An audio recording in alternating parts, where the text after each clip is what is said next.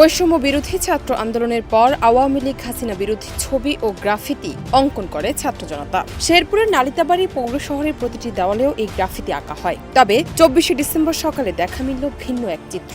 গ্রাফিতির উপর সদ্য জাতীয় স্লোগান থেকে বাদ দেওয়া জয় বাংলা লিখে রেখেছে কেউ, রয়েছে জয় বঙ্গবন্ধু স্লোগানটিও। এদিকে ঘটনাটি সামাজিক যোগাযোগ মাধ্যমে ছড়িয়ে পড়লে ব্যাপক সমালোচনা সৃষ্টি হয়।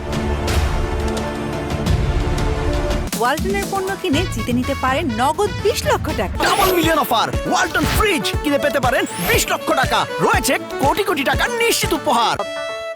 নালিতাবাড়ি পৌর শহরের থানা সংলগ্ন দেয়ালগুলোতে গতকাল সোমবার রাতের কোনো এক সময় এমন ঘটনা ঘটেছে বলে ধারণা করা হচ্ছে। গ্রাফিতি অঙ্কনে মুখ্য ভূমিকা পালনকারী এক শিক্ষার্থী বলেন, রাতের আধারে কোনো অপশক্তি গ্রাফিতিগুলো নষ্ট করে দিয়েছে। গ্রাফিতির উপর জয় বাংলা জয় বঙ্গবন্ধু স্লোগান লেখা হয়েছে। জয় বাংলা স্লোগান হাইকোর্ট নিষিদ্ধ বা স্থগিত করেছেন। এটা তো আমাদের বিষয় নয়, তারা কেন আমাদের গ্রাফিতি নষ্ট করলো?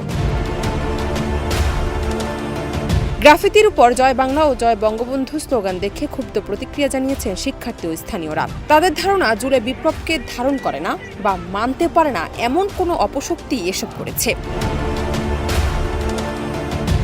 এ বিষয়ে নালিতাবাড়ি থানার ভারপ্রাপ্ত কর্মকর্তা সানোয়ার হোসেন বলেন, আমরা ঘটনার বিষয়ে জানতে পেরেছি, খোঁজ খবর নিচ্ছি, এ ব্যাপারে তদন্ত করে ব্যবস্থা গ্রহণ করা হবে।